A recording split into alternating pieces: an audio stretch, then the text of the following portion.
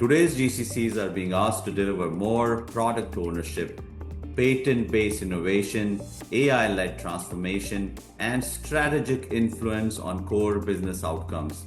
I am joined by two incredible guests. Nagendra Rao, who is the president of sales at Trigen, brings a wealth of experience leading digital transformation journey for global customers.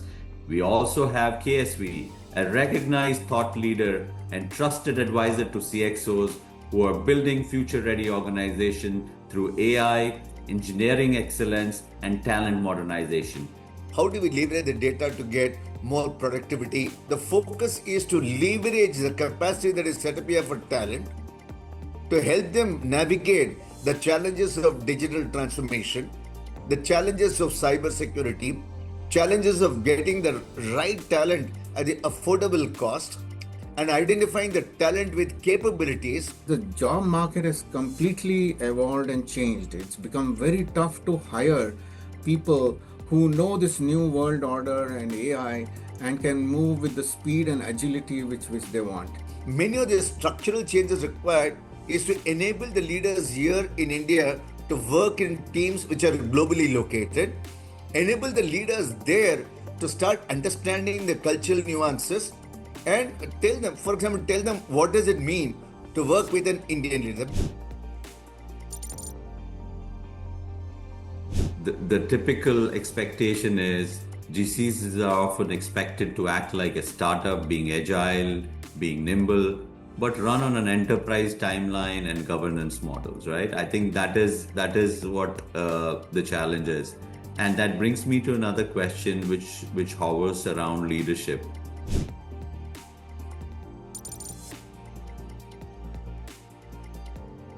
And let me come to you, Nagendra. And the question is, what needs to change for GCC leaders to play a more active and influential role in global leadership decision making? Two things that KSV mentioned comes to my mind. One is he talked about organization structure. So that is very important. He said they should, the GCC head or the site leader. Actually, I really don't like the term site leader. It is the one of the executive positions of the company itself. So this GCC leader should report to N-1, what he said.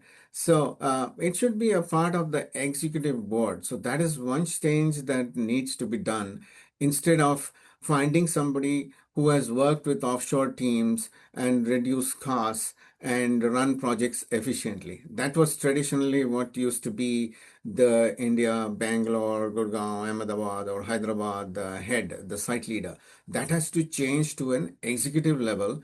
And that has to begin with the intent and thought of why I'm setting up a GCC. So first of all, the C-level people have to decide why you're setting up a GCC, not for reducing costs, but to increase value, take current opportunities of AI and digitization to another levels, own some product lines, and participate in the management vision of the company. So it begins with that. They should hire people, especially the top team in the GCC, with that view, and that would take time. We have seen that people with that kind of a vision are not hard to get. So India has to sort of retrain itself. That's what KSV said, that we are traditionally we sit and see what work has been given to me. How can I do it faster, cheaper, and better? So it has to change from that to being a part of the company and providing the value that the company needs. So it takes time to hire. That would be one change. And also the CEO and the board has to decide the correct objectives for the GCC. That's what I meant. They have to learn to demand more from the GCC rather than execution, and they have to learn to delegate wider and deeper and much more. And that will come over a period of time. It's not going to happen very fast. Lastly, the first question that you asked, change the metrics for the measurement of success. Earlier, outsourcing companies used to be mandated. My outsourcing budget is 4 million. Next year, make it 3.75 million. Next, make it 3.5 million. No, That's not what it is. It's not about that metric at all. So the metrics will change. So this is the leadership and strategic inclusion that the C levels of companies need to do for the next level of GCCs which they are setting up. Absolutely, Nagendra. I think influence without representation does not hold much of a value, right? Especially with the GCCs is already driving critical programs.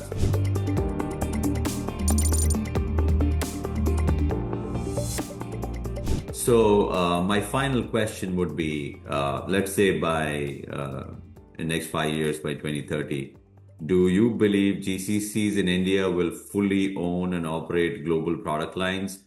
And what needs to happen between now and then for that vision to become a reality? In other words, are we looking at more Indian-born platforms or just better execution centers? Uh, KSV, you can go first, and I'll come to Nagendra after that. Fantastic question. Because in the past, the general excuse given was India cannot develop product because you're not the market, you're not close to the market, right? It has been proven wrong. It has been proven wrong. And I'm just taking a name of the company, Mercedes-Benz, right? Mercedes-Benz, India is not the market of the super-end luxury car. But globally, every super-end luxury car which is driven on the road is designed and architected from Bangalore, right? So much so, Right. in the last Consumer Electronics Show at Las Vegas, the CEO of Mercedes-Benz went on to record and said, every car on the road in the globe is powered by an Indian, right? It's a very powerful endorsement is given. So the question is, will India take control of the product development, product launch in the global market? The answer is yes, right? What is required? A structure, not I want is there is structurally that is required, structurally is required, and say technically is required. Technically, what is required is there is a perception change that we have to make in terms of our focus and focus on, say, UI UX. We have to bake UI UX experience right from the beginning when the product is getting designed. We finish the product first, then discover what the UI UX required to do it. That won't work. You need to bake the UI UX right from the beginning. Secondly, which is important, is somewhere Nagendra alluded or Rohel you alluded, this entire process of quality control. The quality control, the rigor that is required for the solving the punch cases has be much more stronger. For example, one of the large globally tire company, they are now leveraging technology to discover the errors, if any, in the finished tire good products for quality inspection, right? It cannot be done manually. If it done manually, it takes days and days and months. They're reducing it. So the answer is there is a possibility? Absolutely is a possibility. Is it happening now? The scale is happening. I can give examples here. There's a large aerospace company which is developing the AI-enabled Viper for an aircraft when it's flying 38,000 feet highway. That entire design and manufacturing happens out of Bangalore, right? It is there. Do we have capable people? Answer is yes. What is required is just that let go opportunity that Nagendra talked about from parent headquarters, and the parent headquarters having an 3 to 5 year vision of what the center could do in 5 years from now. What should, if they define this 5 years from now, it will be a manpower augmentation center. The entire behavior will be sent towards that. In 5 years from now, it will be an innovation center. Entire thing will move towards entrepreneurship. In 5 years hence from now, if you want to call, India Center will be the laboratory for the future for technology. That's the way it is happening. It's doable. Structurally, what is required is Indian tax regime. Indian tax regime has to undergo a change, right? Slowly there is a realization that ease of doing business is important to get more GCC to come in the country, the government of India. There's a good news. And the very good news is the finance ministry is listening to the GCC matter. Conversation is going on. to address the tax side also, so that the product innovation from India is viewed differently from the services innovation that happened with India in the past. So in an outlook side, I'm very bullish. We are expecting close to about 300 to 500 more GCC be added the next 5 years, more towards innovation, less towards scale. Excellent. Thanks for that Excellent points. perspective, KSV. I think you kind of nailed it. Nagendra, same thing. Same question. What do you think we need between now and 2030 in order to have these Indian-born unicorns and platforms which would be globally competitive anywhere you go in the world?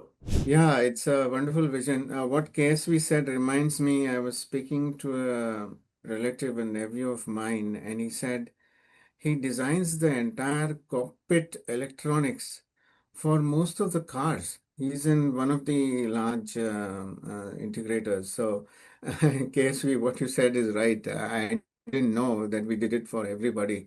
And your example of Mercedes-Benz was great. Um, but I think there has to be a drastic change in the outlook of people, and that has to be aided by engineering schools and management schools.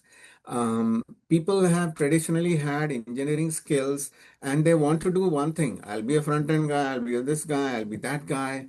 No, you have to be a visionary guy who does everything. And AI is going to take over some of these lower level tasks. So, how am I going to change and how am I going to acquire business skills also? To cope up with the next level of outsourcing and GCCs and all that which happens. So there's a lot of role for colleges, education, and the training that people impart. The second is people have to embrace AI and Gen AI, even the development workforce, everybody, rather than just be mandated by the organizations. I feel it will take time, it will happen. The third thing is service companies will have to change. They'll have to transform. Their hiring will have to transform. Their partnerships will have to transform for providing GCCs, space, infrastructure, government, regulatory framework. The traditional outsourcing companies have to transform themselves to have all those partnerships.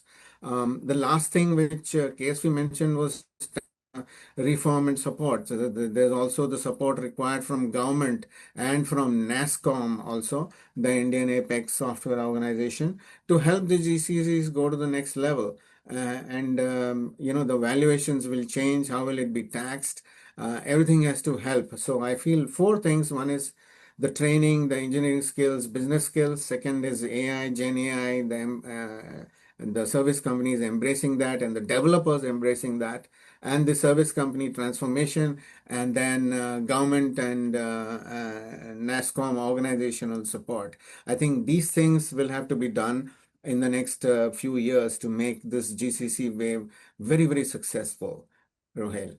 Yeah, Nagendra, I'll Uh, add one importance to the point you made, very important, the ecosystem. I think the GCCs have to create a newer ecosystem, leveraging capacity outside with companies like Trident to build the innovation.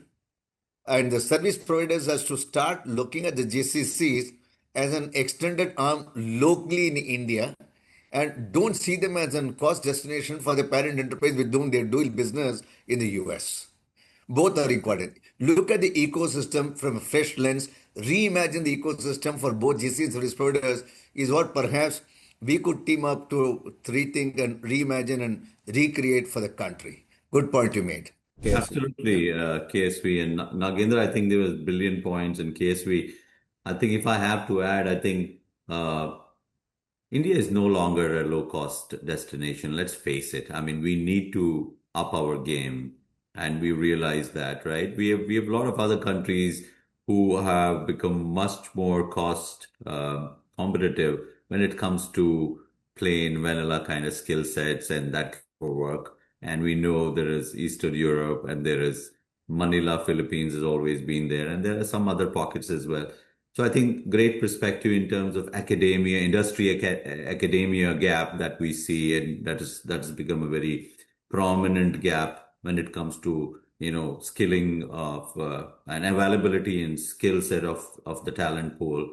I think government reforms, again, very, very important. I think I was talking to one prospect 2 days ago, and the lady goes that, it's very difficult to, even now, though we talk about, ease of doing business in India, and a lot has changed, but I think a lot more has to further change in terms of, taxation, the way it is structured, as you said, Nagendra. And I think the mindset, the IT or technology mindset in India is primarily being driven by large system integrators, and that has been a mindset of people. You have people, people, where do you work? I work for XYZ large companies, right? And that's the kind of mindset that has been there all this while. And I think there is a need for a change in that mindset overall. I think that's also very good, very important. And I think another point, same thing that Nagendra was saying. I think AI is going to play a critical role in shaping this ecosystem across different value streams. And I have no doubt that India is ready for that change. But a lot more has to be done. And thank you very much for that perspective.